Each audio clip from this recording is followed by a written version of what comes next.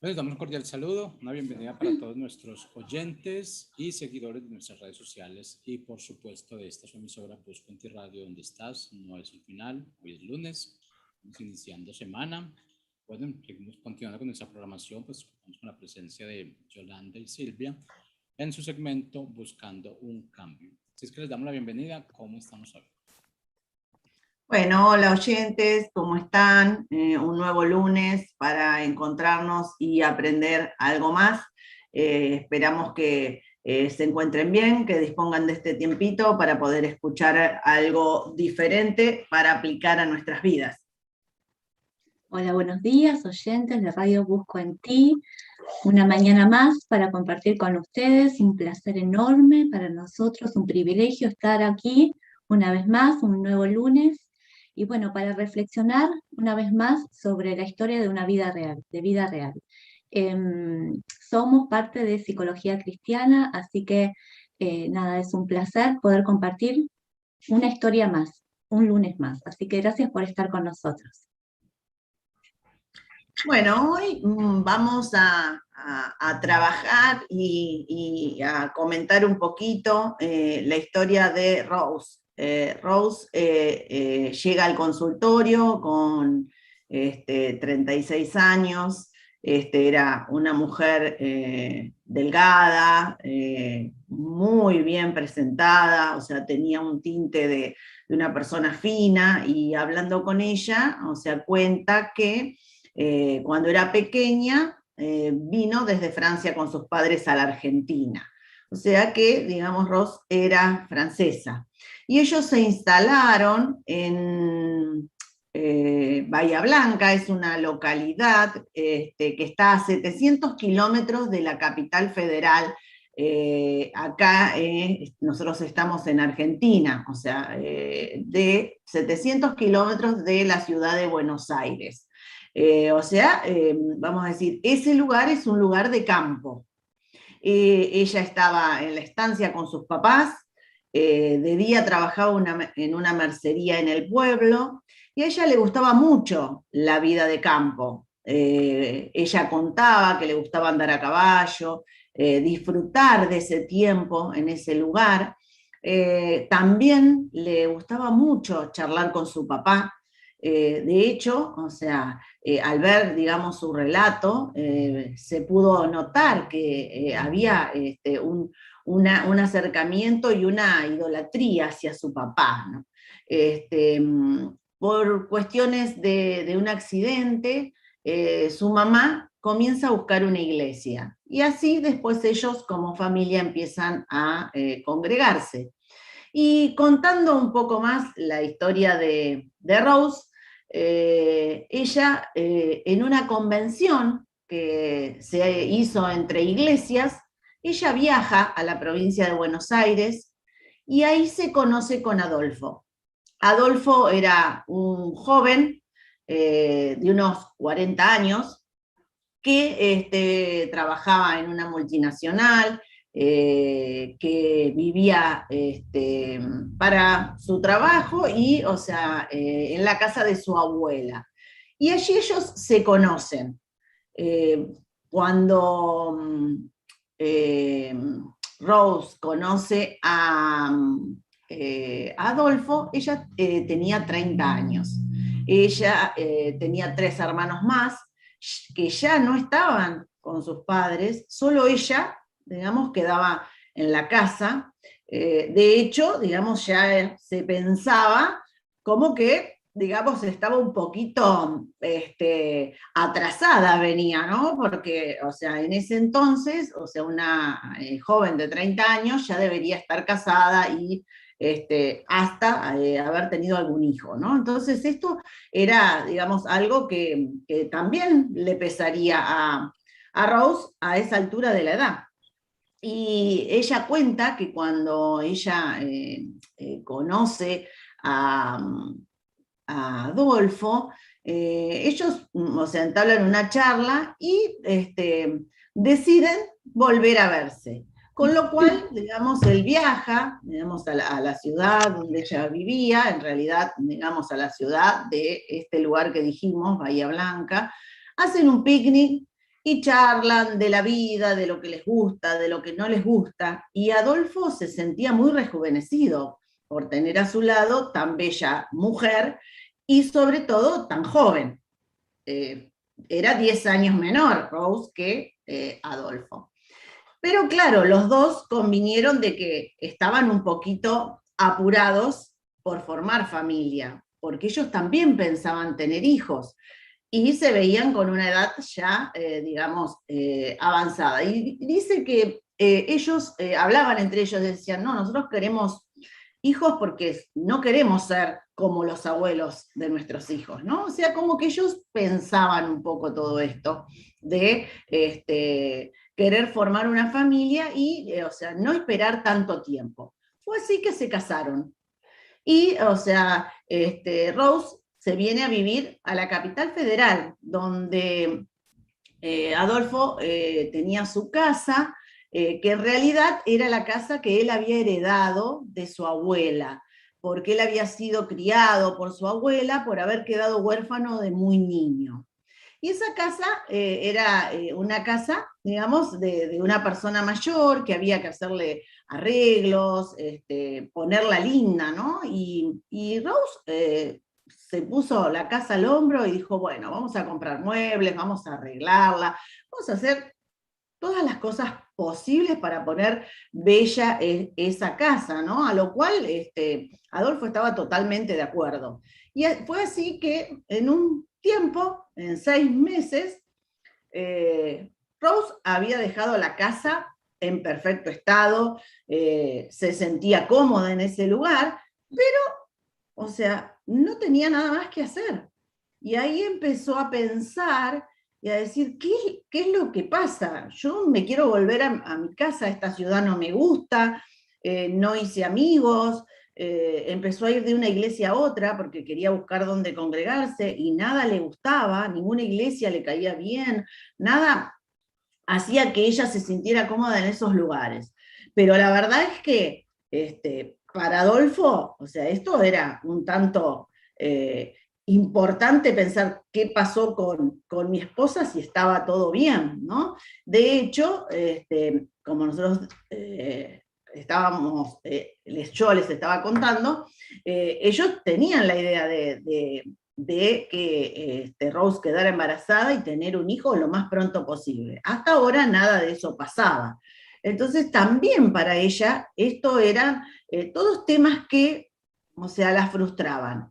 Y cuando vienen las frustraciones, vienen los conflictos, ¿no?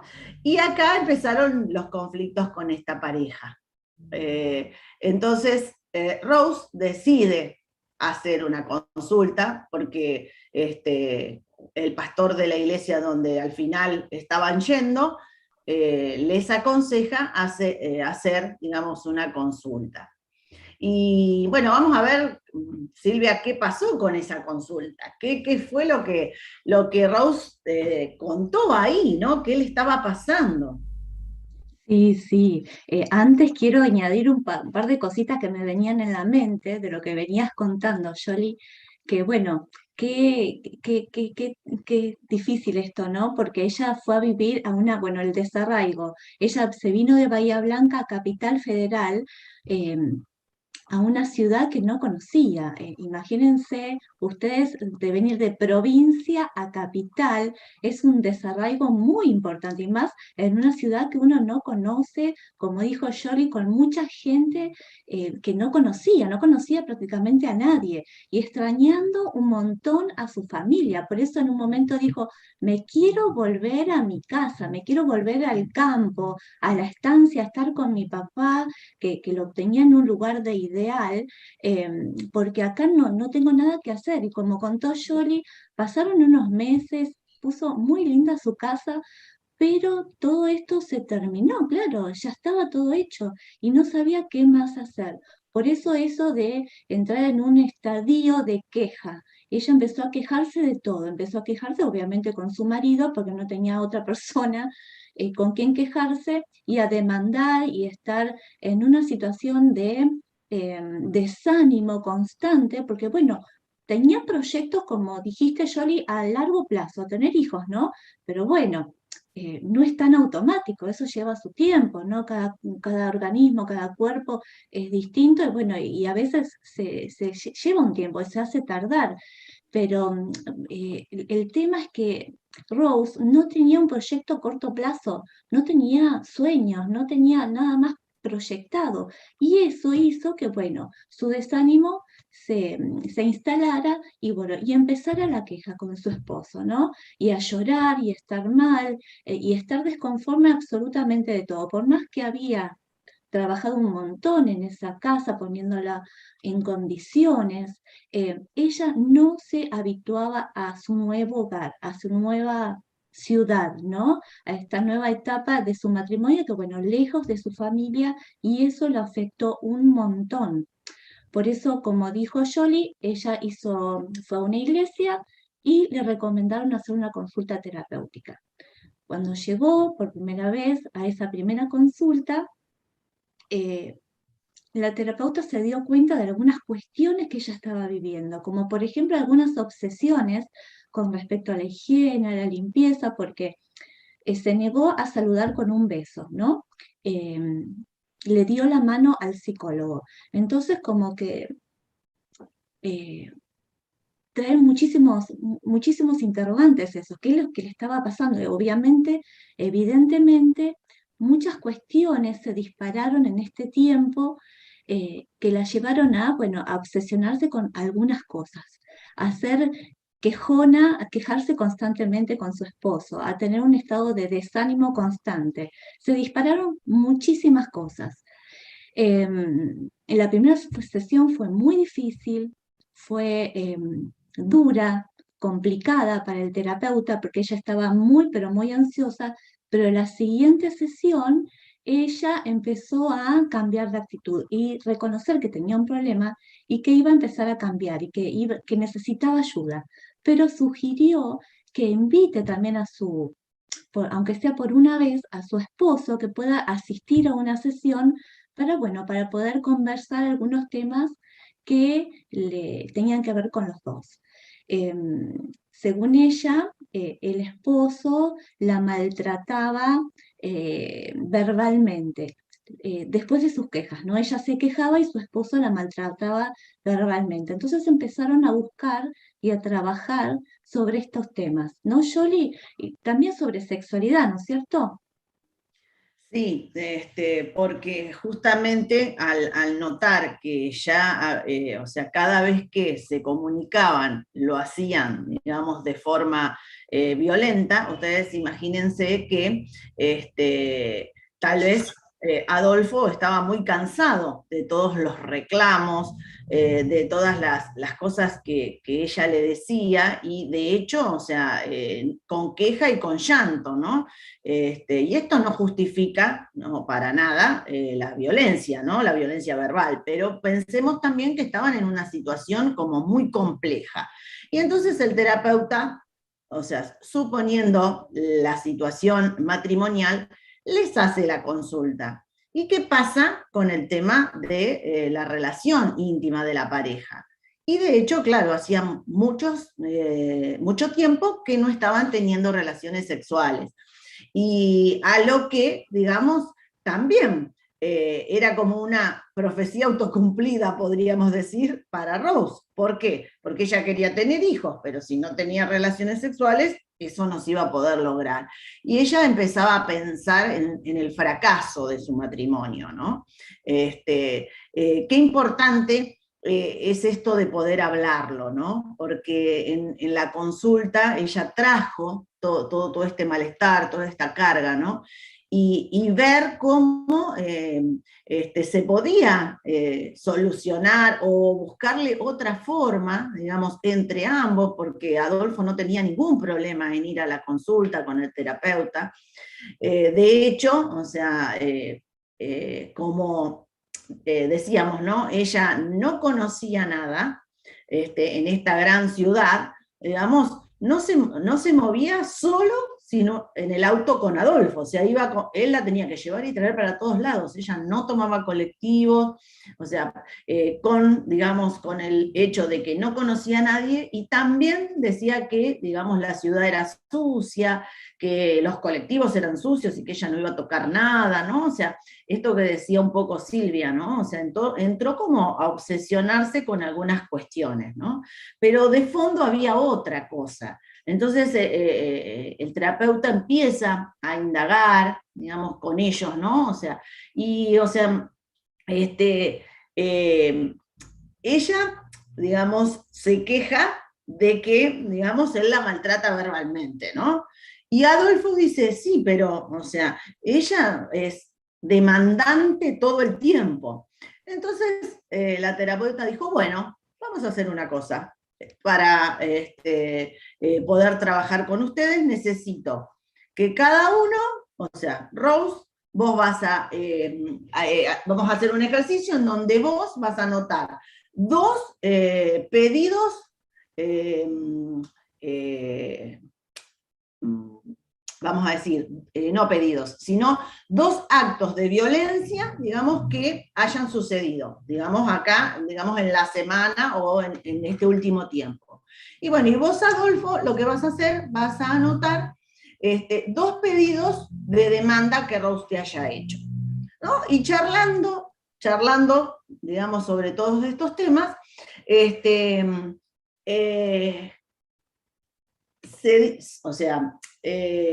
se vio, digamos, la terapeuta vio la realidad, digamos, de esta pareja, y de hecho, digamos, Adolfo fue la única vez que vino a esa sesión, digamos, ¿no?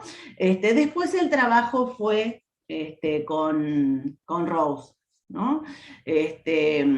Y también, digamos, Rose no quería, digamos, saber nada con ser medicada, porque en algún punto, digamos, la terapeuta se lo sugiere, que viendo que ella tenía demasiada ansiedad, le sugiere esto, y ella dice, no, o sea, ¿qué hay que hacer? Yo voy a hacer lo que sea necesario para controlar esto que tengo, y no quiero llegar a la medicación, ¿no? Y así fue como empezaron a trabajar con ejercicios que la terapeuta le enseñó, digamos, para que ella pudiera bajar la ansiedad, también trabajar, digamos, la forma, ¿no? de expresar y de poder decir lo que le estaba pasando, ¿no? Y a esto, pensando un poco, digamos, en ansiedad, ¿no?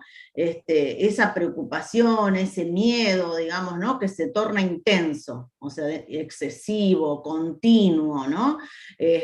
Sobre cosas cotidianas, pero sí, o sea, muy, muy para adelante, digamos, o sea, muy vistas a futuro. Entonces, poder enseñarle, digamos, a Rose que cuando, o sea, ella tuviera, digamos, esta ansiedad intensa, pudiera hacer esos ejercicios, ¿no?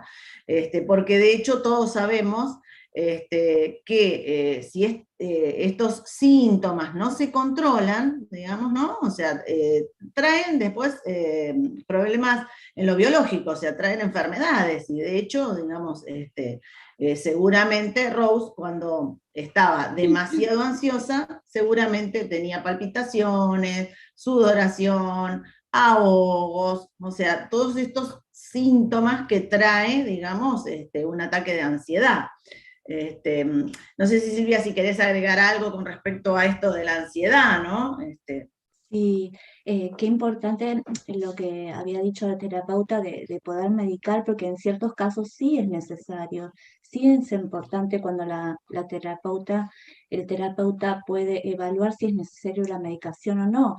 En este caso se llama terapia combinada y es importante para bajar los síntomas y es momentáneo la medicación y es en algunos casos muy necesario. ¿Cuándo es necesario? Cuando la ansiedad afecta la vida cotidiana del paciente, ¿no? Afecta con el entorno social también. la familia se da cuenta que, bueno, que realmente hay un padecimiento subjetivo del paciente, que, bueno, que no puede vivir con estas preocupaciones, como bien dijiste, a futuro, con esta ansiedad que es crónica, que es excesiva, de temática amplia, que ya se hace tan intenso que ya no se puede manejar más. Y también enfocado también a la propia subestimación de poder enfrentarlo, ¿no? Porque la persona ansiosa cree que no va a poder enfrentar estas situaciones que proyecta a futuro, ¿no? Como que las ve a futuro, pero que pueden llegar a suceder. Sí es importante tratarlo y medicarlo. Y lo que quería agregar también es que cómo nos damos cuenta qué efectos físicos tenemos cuando estamos ansiosos, ¿no? Por ejemplo, aparte de lo que dijo Yoli, contracción muscular, nos sentimos tensos, nos duele el cuello, la espalda, tenemos contracturas, fatiga, estamos constantemente cansados. Tenemos un sueño que no es reparador, que no podemos descansar debidamente, un mal humor constante. Y todo esto nos afecta constantemente en la vida cotidiana, ¿no? Y especialmente con nuestra red de contención social, con nuestro entorno. Sí es importante saber que la ansiedad muchas veces es adaptativa y tiene que ver con cuestiones que son normales de la vida.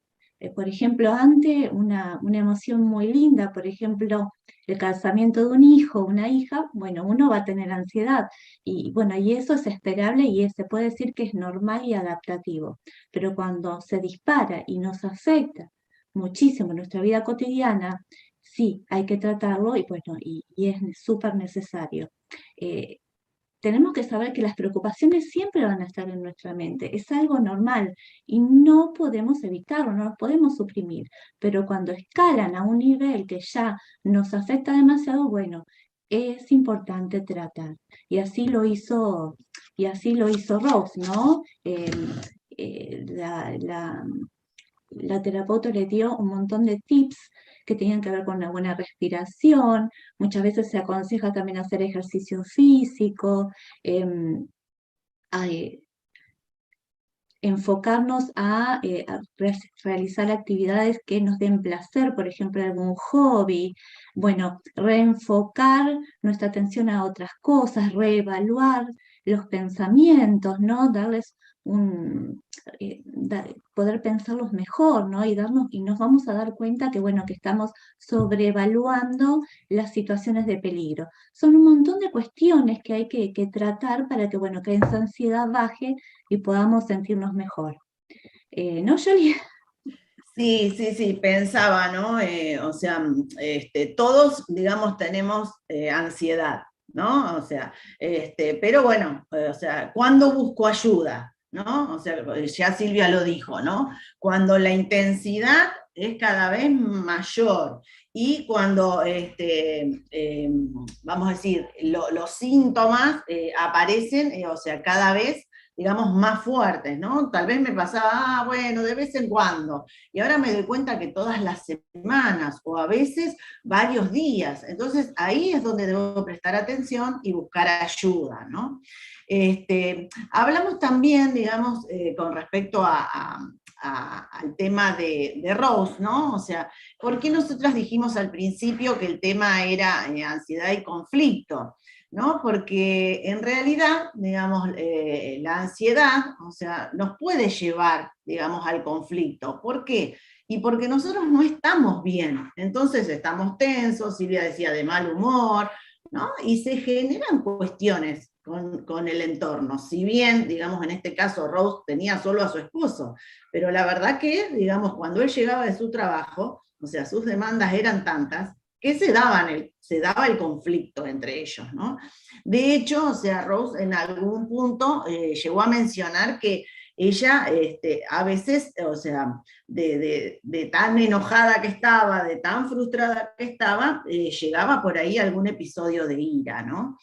Y qué importante es no llegar a esto, ¿no? O sea, cuando uno está enojado o enojada, poder hablarlo, ¿no? Poder decir, bueno, me está pasando esto no me gusta, necesito que hagas tal cosa, ¿no? O sea, con respecto a las personas que están a nuestro alrededor.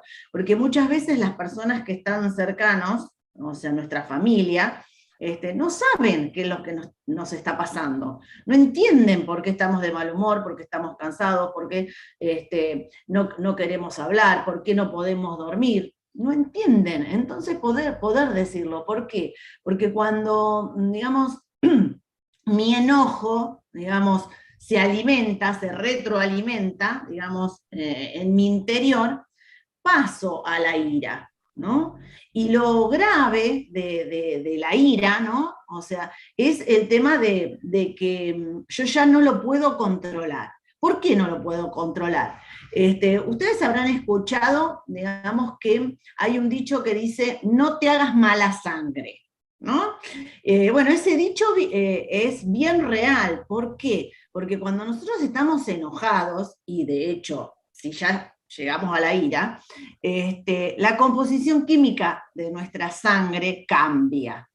Y de ahí viene el dicho, ¿no? O sea, y en nuestro organismo se producen un montón de situaciones, digamos, como dijimos, ¿no? La taquicardia, las palpitaciones, ¿no? O sea, todos esos síntomas, ¿por qué? Porque vienen de ahí, ¿no? Y otra de las cosas que hace, o sea, el tema de la ira, ¿no? Es que se nos desconecta nuestra parte prefrontal, o sea, esta parte de acá, ¿no? La parte prefrontal es la que, o sea, media para la ejecución, digamos, ¿no? Para el razonamiento, para la inteligencia, para las funciones ejecutivas. Y ustedes imagínense que estando en ira, o sea, esa parte de nuestro cerebro se desconecta. Y entonces somos capaces de hacer cualquier cosa, ¿no? Por eso, digamos, es tan importante no llegar a la ira. O sea, yo me puedo enojar, pero si yo puedo hablar de lo que me pasa, puedo decirlo, o sea, no voy a llegar a la ira. O sea, la ira es ese enojo allá arriba, ¿no? Que ya no aguanto más y cuando exploto, digo de todo, ¿no? Entonces, cuán cuidadosos tenemos que ser con esto, ¿no? El poder hablar, el poder decirle, o sea, si Rose le hubiera, en vez de demandarle a Adolfo, poder decirle, me siento triste, creo que este ya no es mi lugar, extraño a mis padres, extraño el campo, ¿no? Hubiera sido tan fácil esa parte, ¿no? Y no ella guardar y digamos, después llegar, digamos, a un punto como muy límite, ¿no? Creo que es importante, digamos, ¿no? O sea, a la hora del conflicto, la comunicación, ¿no? Ya lo venimos diciendo varias veces nosotros, cada lunes, ¿no? ¿Qué te parece, Silvia, con respecto a esto, ¿no? Que estamos... Sí, totalmente. Y justamente una de las últimas cosas que cuenta la historia es que la terapeuta reforzó algunas cuestiones que tenían que ver con la comunicación, pero a nivel de fe entre ellos, ¿no? Porque ellos solamente oraban agradeciendo sobre los alimentos.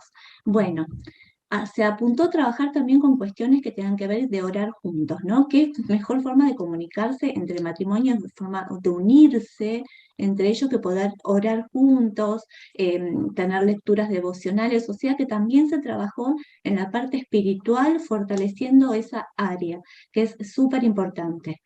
¿Y cómo terminó esta historia? Bueno, justamente que las demandas cesaron, la violencia verbal también, y tuvieron un hijo. Y pudieron, bueno, convivir muchísimo mejor entre ellos. Todo como que se mejoró en todos los aspectos, ¿no? Este matrimonio, esta pareja, mejoraron en todo. Les quiero dejar un par de versículos que tienen que ver justamente con la ansiedad, ¿eh? Dice la Biblia, en 1 de Pedro 5:7, dejen todas sus preocupaciones a Dios, que Él se interesa por ustedes. Dejar esa preocupación que nosotros tenemos, también dejárselo al Señor. No podemos hacernos cargo de todo, no podemos vivir con un montón de mochilas de preocupaciones, sino tenemos que aprender también a descansar en el Señor. Y acá es cuando se pone a prueba nuestra fe. otro pasaje que dice en Mateo 6:34, no se preocupe por el día de mañana, porque mañana habrá tiempo para preocuparse. Cada día tiene bastante con sus propios problemas.